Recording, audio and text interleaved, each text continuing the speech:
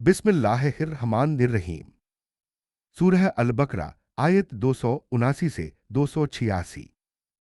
सूद से जंग, आयतुल गर्ज और ईमान की दुआ।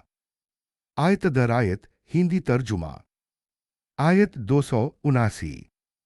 फिर अगर तुमने ऐसा न किया तो अल्लाह और उसके रसूल की तरफ से जंग का ऐलान सुन लो, और अगर तुम तौबा कर लो तो तुम्हारे लिए तुम्हारा असल माल है।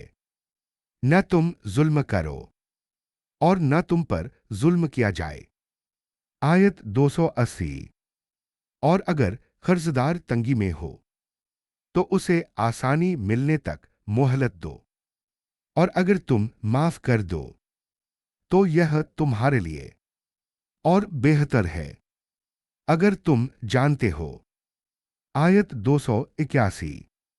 और उस दिन से डरो जब तुम अल्लाह की तरफ लौटाए जाओगे, फिर हर जान को उसके किए का पूरा बदला दिया जाएगा, और उन पर जुल्म नहीं किया जाएगा। आयत 282। ए ईमान वालों, जब तुम एक तय मुद्दत के लिए कर्ज का लेन देन करो तो उसे लिख लिया करो, और तुम्हारे दरमियान कोई लिखने वाला इंसाफ के साथ लिखे, और लिखने वाला लिखने से इनकार न करे, जैसा अल्लाह ने उसे सिखाया है। तो उसे चाहिए कि लिख दे, और कर्ज लेने वाला लिखवाए, और अपने रब अल्लाह से डरे, और उसमें से कुछ भी कम ना करे। फिर अगर कर्ज लेने वाला ना समझ हो, या कमजोर हो, या खुद बयान न कर सकता हो, तो उसका वली इंसाफ के साथ लिखवाए, और अपने में से दो मर्द गवाह बना लो। फिर अगर दो मर्द न हों तो एक मर्द और दो औरतें जिन्हें तुम गवाह बनाना पसंद करो, ताकि अगर एक भूल जाए तो दूसरी उसे याद दिला दे। और गवाह जब बुलाए जाए तो इनकार न करे, और कर्ज छोटा हो या बड़ा, उसकी मुद्दत तक उसे लिखने में सुस्ती न करो। यह अल्लाह के नजदीक ज्यादा इंसाफ वाला, गवाही को ज्यादा मजबूत और शक से ज्यादा दूर है, मगर यह कि हाथों हाथ की तिजारत हो जो तुम आपस में करते हो, तो उसे न लिखने में तुम पर कोई गुनाह नहीं। और जब खरीद फरोख्त करो तो गवाह बना लिया करो, और न लिखने वाले को न गवाह को नुकसान पहुंचाया जाए। और अगर तुम ऐसा करोगे तो यह तुम्हारी नाफरमानी होगी, और अल्लाह से डरो, और अल्लाह तुम्हें सिखाता है, और अल्लाह हर चीज को जानने वाला है। आयत 283। और अगर तुम सफर में हो और कोई लिखने वाला न पाओ तो गिरवी रखा हुआ सामान रहन हो।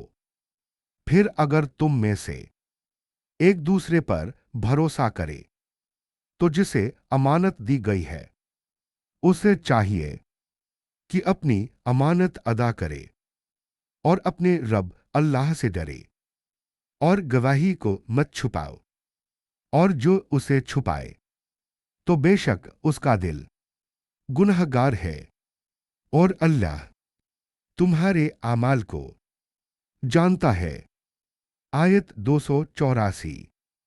अल्लाह ही का है जो कुछ आसमानों और जमीन में है, और जो कुछ तुम अपने दिलों में छुपाओ या जाहिर करो, अल्लाह तुमसे उस पर हिसाब लेगा, फिर जिसे चाहे माफ कर दे और जिसे चाहे अजाब दे।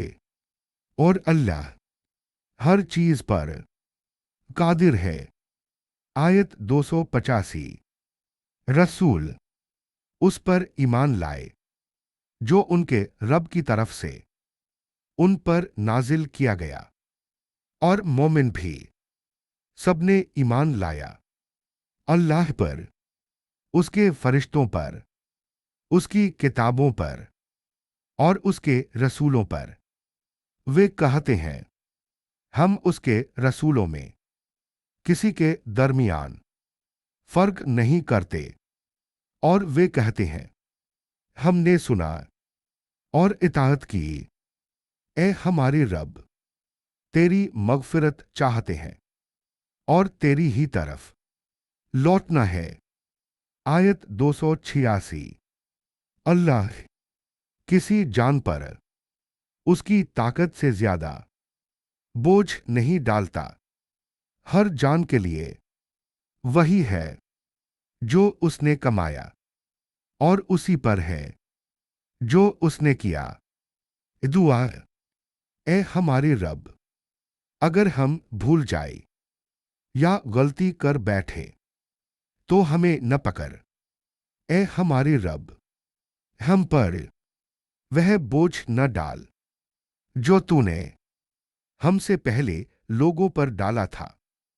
ए हमारे रब, हम पर वह बोझ न डाल जिसकी हमें ताकत न हो, और हमें माफ कर दे, हमें बख्श दे और हम पर रहम कर।